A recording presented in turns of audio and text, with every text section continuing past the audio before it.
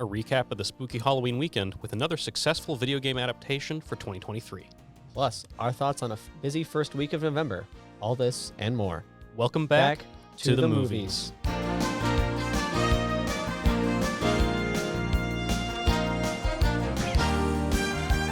Welcome back to the movies.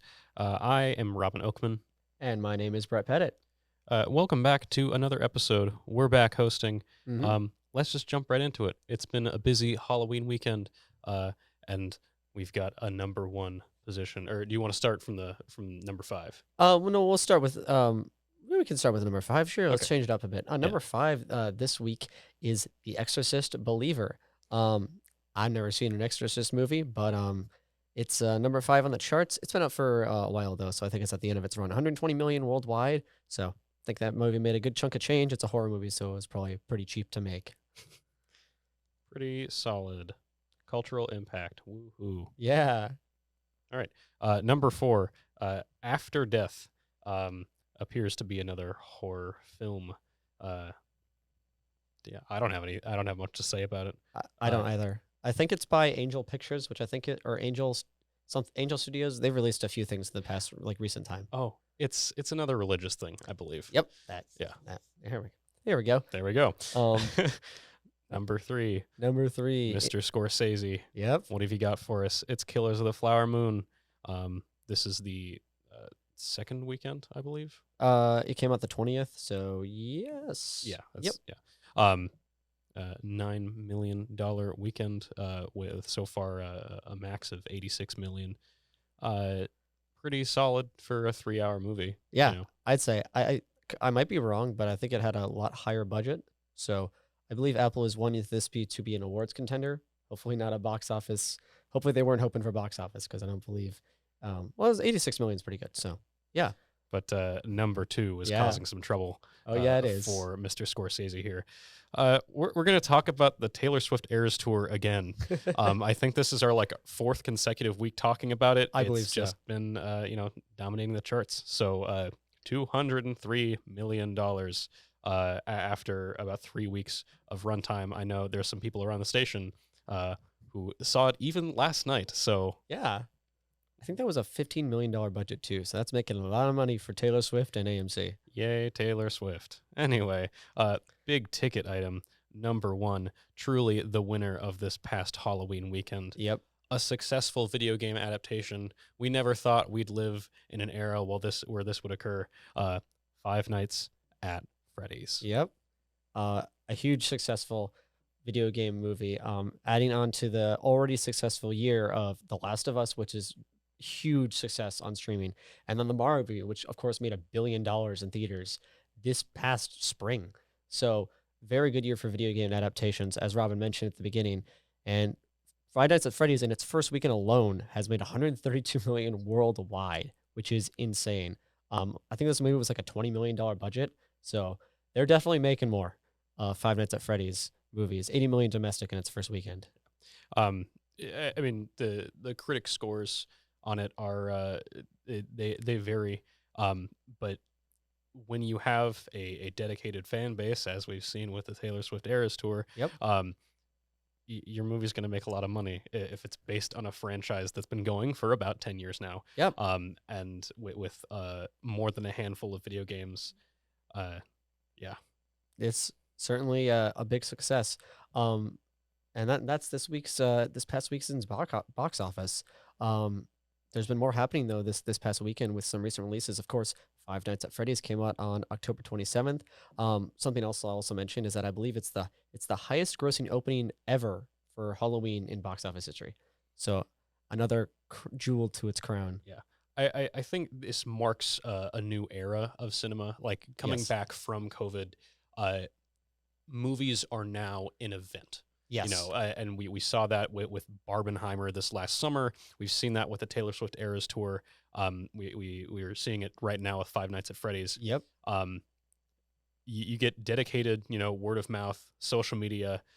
Hey, you want to go see the Five Nights at Freddy's movie? Sure, let's go bring a group of our friends. I would like to have a very minuscule moment of silence to all the movie theater workers who have to clean up popcorn and concessions Yes. after these showings because things can get a little bit rowdy. We're not exactly talking about like Rocky Horror, but uh, yeah, I'll also mention just quickly, it's also very interesting, especially with Five Nights at Freddy's. It shows that word of mouth is becoming more and more important, especially with it not having a high critic score. This is, I think, another new, not a benchmark, but it's a braving a new frontier for movies that have dedicated fan bases, but not necessarily high critic score, which I find is very interesting. Brett, how does your prop here on the table tie into Five Nights at Freddy's? Well, it's a very loose connection in that it is a representative of a character representative of a big name brand. If that's A restaurant chain, if you will. restaurant Yes. chain, Rainforest Cafe. He's so cute. I love him. But yeah, he's the little sippy cup that you get when you buy a drink, and he has a little straw in his neck. But yeah, he's so cute. Robin, we'll talk about your prop Yeah, later. yeah. My prop ties in a little bit, but yeah. Well, what's up next? Well, what's up next? Like I said, Five Nights at Freddy's. We already talked about it. Coming up next though, is Priscilla, which is already kind of came out. It was had a limited release this past weekend, wide release on November 3rd. And then of course coming soon, a lot of streaming. Loki season 2 episode 5 comes out November 2nd. You're gonna be hearing that November 2nd a lot. Gen V season 1 finale comes out November 2nd. I'm so excited. And then Invincible season 2 premiere comes out November 3rd.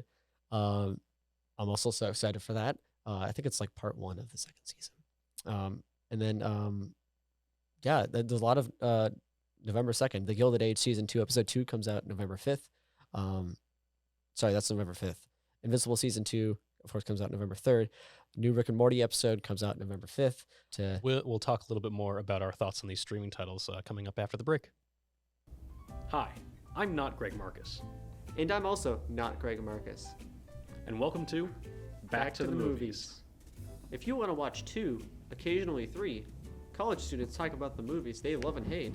Catch a new episode every other Friday on UTVS at 8 p.m. Also available on Vimeo. So please join us.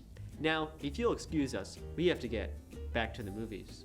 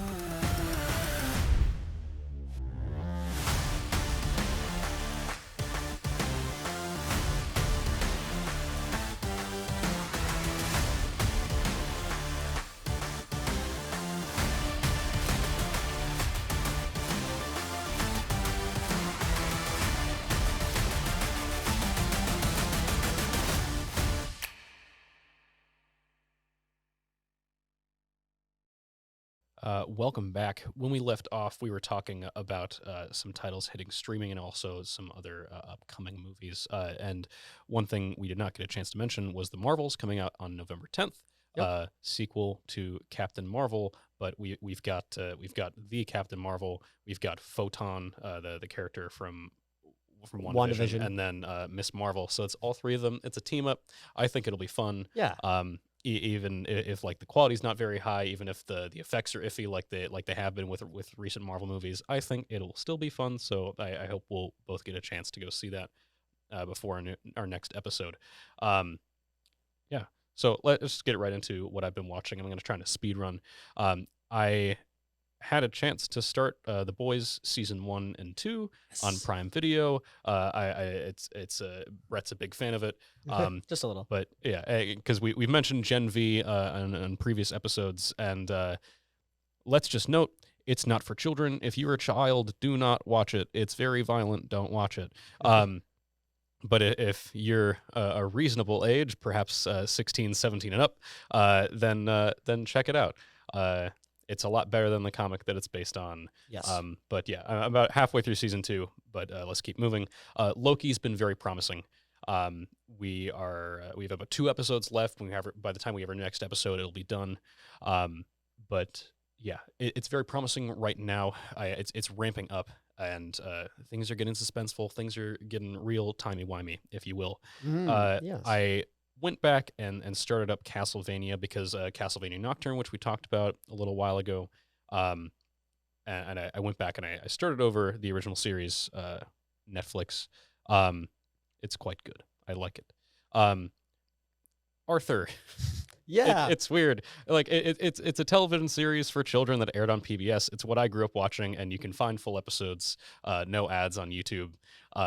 Thanks PBS. Yeah. It's wholesome. It's educational. It's fun for the whole family. Speaking of fun for the whole family, last night was Halloween, so I watched some standard Halloween fare. First off, The Nightmare Before Christmas, Mm. Disney 1996, directed by Henry Selick. Danny Elfman does the scores, so Danny Elfman's known for the original Batman theme and Yep. original like as in 1989, and then was repurposed for the animated series. But yeah, some classic Halloween tunes. This is Halloween, etc., etc. Hocus Pocus, 1993. Disney Channel original movie, sort of. I'm not sure if it had a theatrical debut, but it's directed by Kenny Ortega, who did the High School Musical Oh movies. yeah. But yeah, also because it was Halloween and I didn't have anything better to do, I just decided, like, you know what, I'm gonna watch Phantom Menace. And here's what I will say about the Star Wars prequels. I'm a Star Wars person. I like Star Wars. Wow, Phantom Menace is boring. I forget every time I start it up. It's like, wow, this is really taking a minute. And the last 8 minutes of the movie make it worth it. It's all about Darth Maul, baby.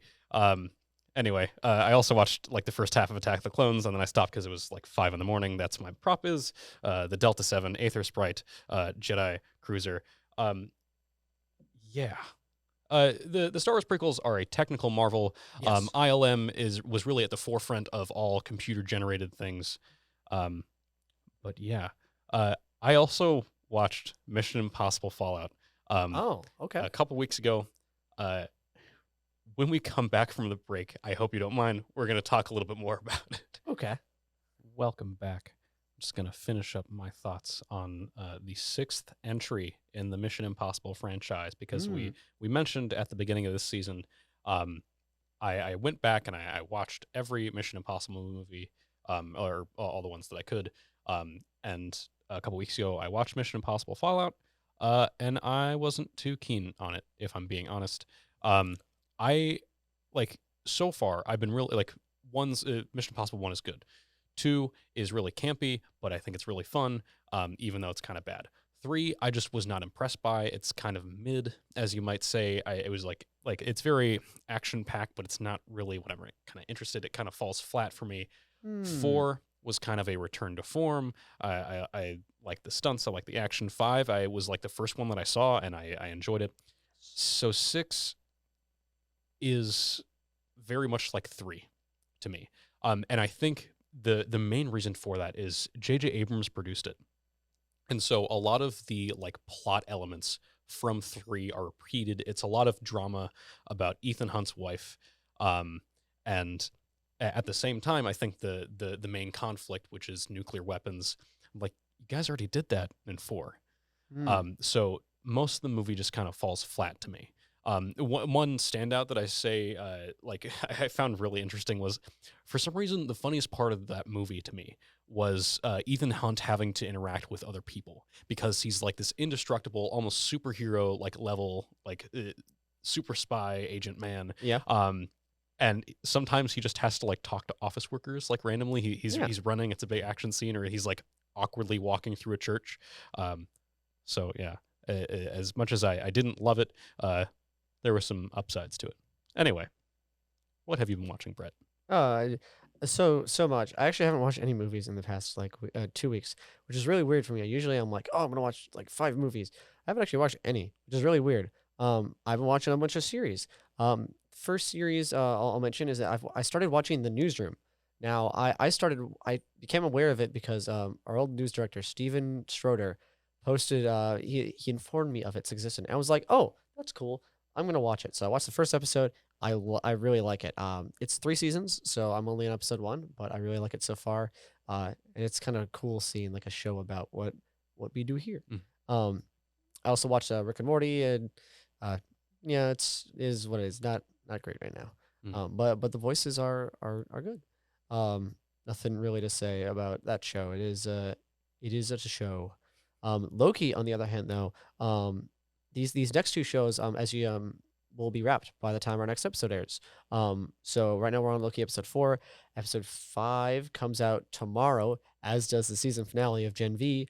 If I had to choose, I think, I love Marvel, but I'm more excited for the Gen V finale. I don't know if that's because it's a finale, but I've liked Loki this season. I really do like it, but Gen V has just been so good. It's incredible, especially for a spinoff. I guess I wasn't really expecting it to be this good, but I love it. Of course, like the boys, Gen V is not for the little ones. Maybe have them watch Arthur, or something of the sort. But yeah, Loki's fantastic. Tom Hiddleston does not miss, and it's just been really fantastic. Of course, as well as Gen V. I'm excited to see how that series wraps up this upcoming week, tomorrow, very soon. So, Yeah. yeah. When we come back from the break, we're getting a fresh new face in the studio to hear some of his movie thoughts. I'm an actor in an ad that was given 12 seconds to remind you that if you're high, just don't drive. Because if you feel different, you drive different. It's illegal to drive high everywhere anyway. Today, we face an unprecedented crisis. Tens of millions of refugees have been forced from their homes. But you can make a difference. Turn disruption and despair to hope and opportunity. Even small amounts make a big difference. Provide shelter, support, or jobs in your community. The more we understand, the greater sense of belonging we create. Act now. Visit supportcrisisrelief.org.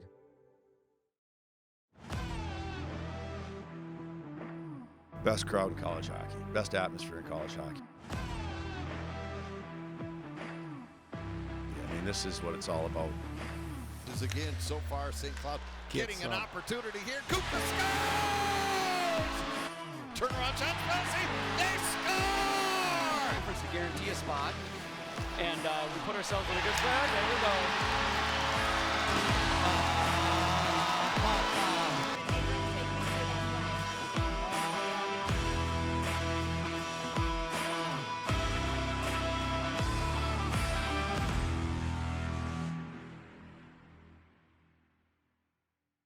Welcome back. We've got a new face on set.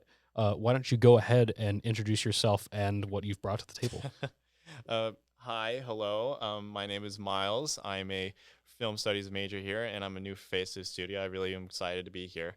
And my prop is this bag of gummy bears that my dad and stepmom got me, I think about a month ago, and I'm obviously not done with it.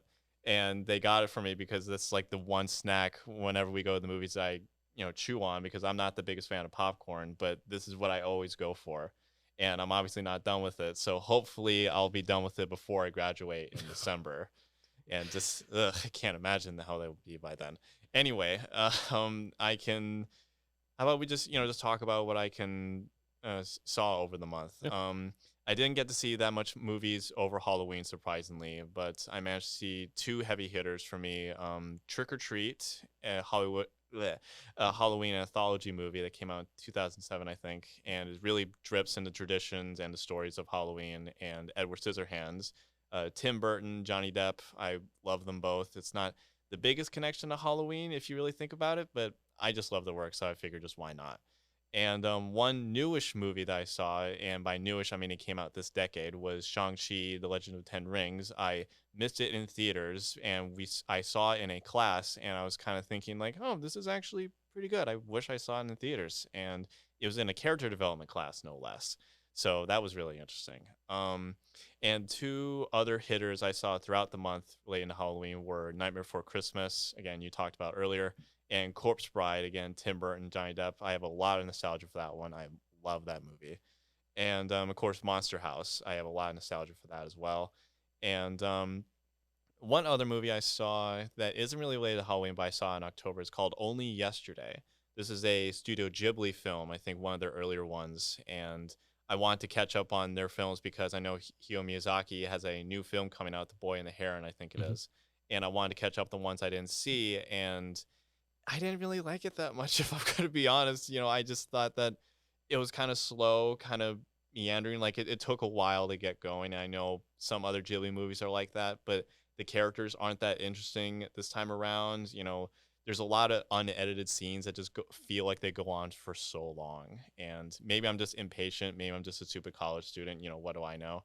But, you know, I just didn't really get into it that much, surprisingly. Yeah, you have to reach a certain balance because I've watched some of like Whisper of the Heart is a good example for like Ghibli. Like it is a slice of life. Like it's very down to earth. Yeah. Not as much sweeping action as say Princess Mononoke or Ponyo or even like Howl's Moving Castle. Right.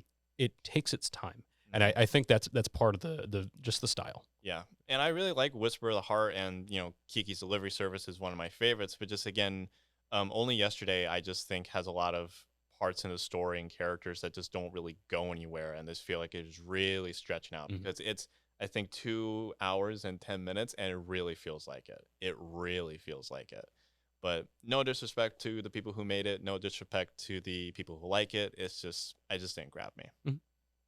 Yeah, and I think that's an important part of that show is when we have criticisms about movies like my feelings about Mission Impossible 6. Like, Yeah. I have no disrespect for the people that were involved in the production. It's more just your personal thoughts. So anyway, thank you for being on the show. We'll see you after the break.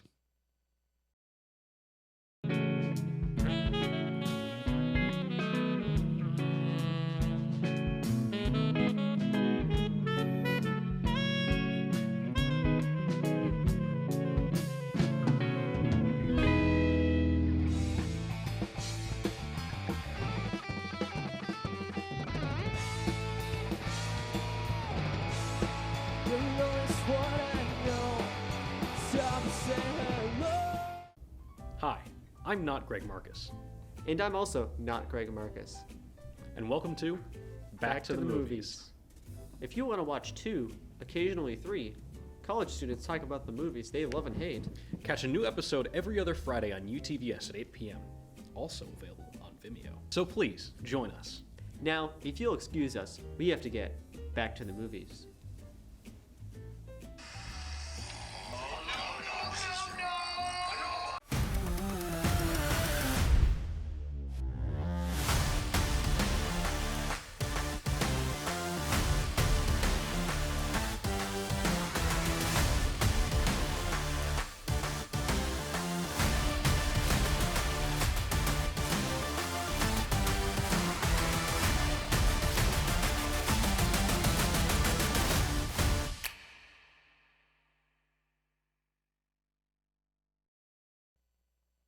Welcome back. Brett has returned. I'm back. We are going to speak of our favorite segment on Back to the Movies. This day in Cinema history. slash TV history. Yes, that one. Just general things. It's also a lot of birthdays. Anyway, it's November 1st, and it's interesting being on the 1st of the month, but there's some fun stuff. Yeah. First off, 1964, Darren Norris, who viewers of the Nickelodeon program The Fairly Odd Parents may recognize as the voice of Cosmo. Yep. Timmy Turner's dad, and the like the fairy like king or governor or whatever, Jorgen von Strangle. He's like a Schwarzenegger. Oh yeah. Parody sort of Yes. deal. And then he also played in live action Gordy the janitor on Ned's Declassified School Survival Guide. He was like the mentor to the middle schoolers. They were born though on this day in 1964. Yeah. Yes. Darren Norris, he was born in 1964. Yeah. Yes. Birthday. A happy birthday, Darren Norris. Yeah, happy birthday. Next birthday, 1972, Toni Collette. And like looking at her like acting history, she tends to get typecast as like a weird mom. Yeah. So she was Haley Joel Osment's mother in The Sixth Sense. Her son could see dead people. Hereditary. I haven't seen it, but I haven't seen it think either. she does like a lot of yelling. Yeah. And then she was one of the Thrombleys in Knives Out. Yep. Sort of a I don't know, like nature influencer sort of type. Yep. Anyway, next birthday. No, she was born. Yeah, born. She was born on that day. Yes, birthday. Happy birthday, Tony Collette. 1991, Anthony Ramos. It's his birthday too. He played John Laurens in Hamilton, and then also Alexander Hamilton's son Philip in the second act. And when they did In the Heights for the film adaptation, he played Usnavi, who on stage in the original Broadway cast was played by Lin-Manuel Miranda. Yes. He was also in the recent Transformers film, and he's going to be in the Twister sequel coming out next year. Yeah. Happy birthday, Anthony Ramos. Yeah. 1997. This is kind of a big deal. Yeah. Titanic premiered at the Tokyo International Film Festival. So this was prior to its theatrical run. So this was kind of the first time that a larger audience was seeing Titanic. Yep. 2013, Ender's Game. It's a film adaptation based on like a larger series of science fiction novels. Only got one movie though. I saw it in theaters. I liked it because I was like 14. Yeah. 2019, two kind of flops. Yeah, some not a good big day. swings, big misses. The Irishman and Terminator Dark Fate were released. Certainly a dark fate for that movie. Hey, Now that we yo. know. Oh, we got. Thank you very much for joining us for Back to the Movies. We hope you get back to the movies. And have a good week. We'll see you next time.